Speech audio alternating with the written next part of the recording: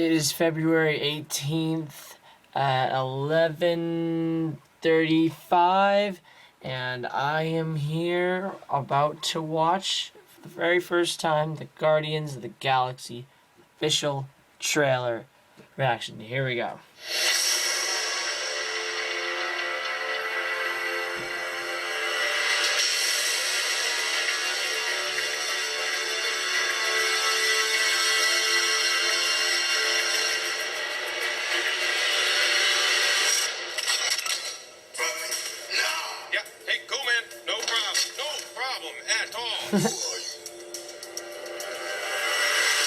Star-Lord. Who? Star-Lord, man. Legendary outlaw? Forget it. What?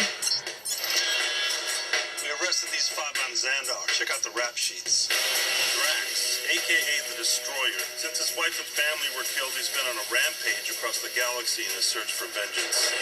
Gamora, soldier, assassin, wanted on over a dozen counts of murder. Rocket, wanted on over 50 charges of vehicular theft and escape from lockup. What the hell? Groot, he's been traveling recently as Rocket's personal houseplant / muscle. Peter Jason Quill. He's also known as Star-Lord.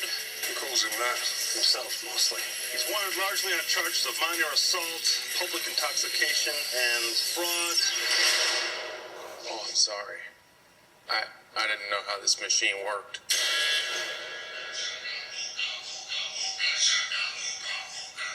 Hey, that's mine. You son of a... Hey, take those headphones off right now.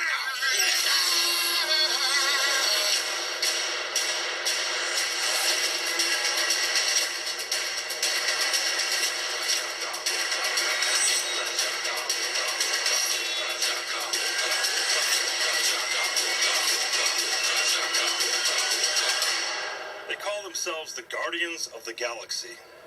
What a bunch of a-holes.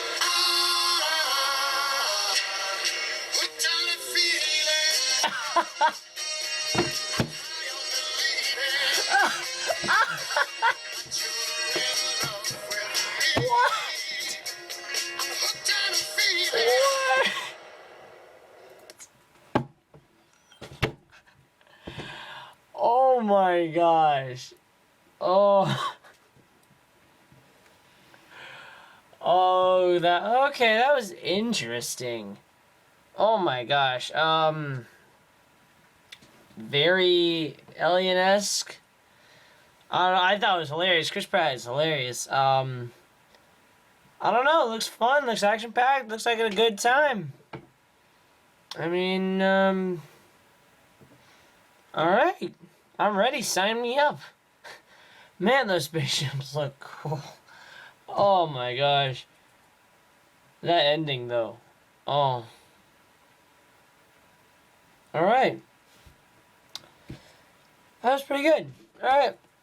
Hello, Adam Ryan Donato. Hello, and welcome back for another hard review. And this time we are graced with one of my top 5 most anticipated movies of the year. Very arguably could have been my most anticipated movie of the year because I've been looking for this movie for 6 years now. We have Guardians of the Galaxy Volume 3. Now, just a little background on me. Obviously, you saw that reaction video in the opening. That was the first trailer being dropped. And back when this movie was first announced, comic book people knew what they were talking about, but like most of the general audiences who watched the Avengers and loved the Avengers movies had no idea who the Guardians of the Galaxy were. Like, they heard the cast and like a talking tree, a raccoon, a bunch of aliens, and some dude. So when the trailer came out and had as much personality that it did, and then the movie came out and was as good as it was an absolute hit. That first movie is fantastic. If I had to pick a flaw in that movie, it would be that Ronan the Accuser, the villain, is not very strong in it. Like, yeah, he's like literally strong, but like narratively, like there's not much personal beef going on there between between Ronan and the Guardians of the Galaxy themselves. It has that typical Marvel problem where it's like, so we have the heroes doing their origin story over here, and then the villains over here doing his thing, and like they interact, but like there's nothing personal going on there besides we gotta save the world. The soundtrack is fantastic, the look of the movie is amazing, and I'm so happy that we took such a big risk like this because the cast is absolutely fantastic, and these are characters that have become beloved household names in the last decade. Fast forward to Guardians of the Galaxy Volume 2. Now, this is one that I personally hold really in high regard because I think it's The Empire Strikes Back to the Guardians of the Galaxy movies. Once again, the soundtrack is great, but this time, besides Mr. Blue Sky, I didn't even really know any of the songs in the soundtrack, whereas in the first movie, I'm like, yeah, I know Pina Coladas, I know all these songs. I felt like I was getting introduced to a bunch of new stuff here, and also I think the villain is so much better. It's actually the most personal thing that it could possibly be. It's Peter's dad, Ego, played by Kurt Russell, who did a fantastic performance. We're adding fun characters like Mantis into the mix. Everything is better about it. It's funnier than the first one, the soundtrack is better than the first one, the villain's better than the first one, and also this one has so much more emotional weight than that first movie did. And where the first one was just like, oh, we gotta save the city because there's a big spaceship battle going on. This one's like, no, we have about like maybe a dozen characters, really. We're all in one place, and yes, the world is ending, but like the world is the villain, so that's fine. It's at least it's very different. Great. The ending of the movie, specifically the last shot, is one of my favorite last shots in any movie ever because we just close up of a CGI raccoon shedding a tear, and that's absolutely beautiful, especially when you know about Rocket's character. So because of that shot and because of that movie in general, Rocket has always been my favorite member of the Guardians of the Galaxy, and I was so excited for this movie because I really wanted to see where they went with his character, especially after seeing what they did with him in Infinity War and Endgame, as he's the only member of the Guardians of the Galaxy to survive Thanos' snap. He has to endure those 4 or 5 years, whatever it was, without all of his friends, and then getting them all back like that, and they go on an adventure in the new Thor Love and Thunder movie. Then we have the holiday special and the Groot little show that takes place after Guardians 2 but before Infinity War, I think. Now we are here to Guardians of the Galaxy Volume 3, and this is going to be the last great MCU movie, at least I think, for a while. There's 2 filmmakers in the MCU that I think stand head and shoulders above everyone else, besides the Avengers directors. Like, obviously Joss Whedon used to be really great, and obviously Joe and Anthony Russo did a great job with the movies in the MCU that they were given. Outside of the MCU, they're garbage dog water assholes who every time they get an interview, like, they herald the end of cinema. The 2 filmmakers that I think really stand out are Ryan Coogler from the Black Panther franchise and James Gunn from the Guardians of the Galaxy franchise. And the thing that really stands out to me is that Guardians of the Galaxy Volume 2 is written and directed by James Gunn. Nobody else. There was another writer on the first Guardians of the Galaxy movie. The second one, it's just James Gunn. It's one person's singular artistic vision, and that's absolutely fantastic. The fact that he has this kind of pull. Then he got canceled when he made an awesome Suicide Squad movie, which basically is kind of like a Guardians of the Galaxy movie in a lot of ways, and then comes back to finish off the trilogy before graduating to Kevin Feige status, as he is going to be the new leader of the DCEU, and he's going to be directing the next Superman movie. So enough context, let's get into Guardians of the Galaxy Volume 3. I absolutely love this. Obviously, you can tell this is a franchise that I have been personally attached to for over a decade now. Of course, I'm going to love this movie, and they absolutely stuck the landing. I do think I'm a homer, and I'm going to cheerlead this movie to the brink, but I really think it's justified. This movie's absolutely hilarious. I love all of these characters and their chemistry with each other, and their comedic dynamic is absolutely fantastic. They really push the envelope. There's a lot of cursing here for your typical Marvel movie. I love all the banter. I love the physical gags in the movie. This is one of the funniest MCU movies I've ever seen in my life. I'm actually laughing out loud, whereas a lot of these like comedies that come out these days, especially movies like Ant-Man, I didn't laugh a single time in Ant-Man, except at MODOK. That's another thing. Don't ever talk to me about Ant-Man again. After watching this third Guardians of the Galaxy movie and seeing them hit it out of the park 3 times in a row, it's like, why are we even making Doctor Strange and Captain Marvel movies? I cried more in this movie than I've ever cried in my entire life. And I don't mean like I got teary-eyed, because sometimes I just get teary-eyed and I'm like, yeah, I cried. No, I'm talking tears, both sides, gushing down my face. Most of the time, it was from flashbacks for Rocket's backstory, which I do think is the best part about this movie, and the friends that he made. Speaking of the High Evolutionary, I really thought that, I'm going to do my best to pronounce, Chukwudi Iwuji, who played the High Evolutionary, and I thought he was absolutely fantastic in this movie. I really enjoyed watching him just like freak out on people. Like, he was like constantly like unhinged in this movie, and like I liked his whole motivation of trying to make everything perfect, especially contrasting with the Guardians of the Galaxy, which they are inherently imperfect. It was obviously a very personal villain for Rocket, not really so much for the rest of the Guardians of the Galaxy, because they only really don't like him because, well, well, yes, he's doing evil things, but also because he took their friend. But it's really the Rocket and High Evolutionary personal beef that really drives this movie. Will Poulter plays Adam Warlock in this, and I think he's really funny in the small little bit that he gets in this movie. I do wish we got more from him, but there's so much going on in this movie, and it's already 2.5 hours long, but it feels like a breeze. And when the movie cut to black, I was like, please don't, because I was enjoying so much hanging out with these characters. These are all my friends, and I want to continue hanging out with them, and it's so sad that we're not going to get to see these characters together anymore, but I'm really happy because what we got was so great, and what a great trilogy. How many times do trilogies, superhero trilogies especially, not stick the landing with the third movie? X-Men The Last Stand, Spider-Man 3, which I love, usually